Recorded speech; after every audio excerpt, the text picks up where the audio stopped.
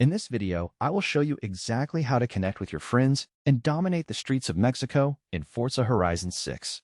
Racing alone is fun, but hitting the open road with your crew takes the experience to a whole new level. To start your journey, you first need to complete the opening tutorial races.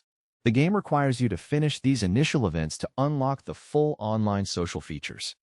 Once you have earned enough influence to unlock the online mode, press the pause button and navigate over to the online tab.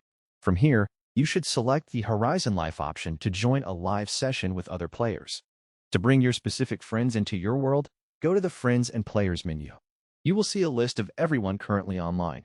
Simply select a friend and choose the Invite to Convoy option. When they accept your invite, you will see their car icon appear on your mini-map. Being in a convoy allows the leader to start races and events for the entire group simultaneously. If you want to join a friend who is already playing, just select their name and choose Join Game. This will place you both in the same server instance so you can drag race or drift together across the massive map. Remember that you can also use the Quick Chat feature to coordinate your next destination without leaving your car. Now you are ready to form a club and show the world what your team can do. See you on the track.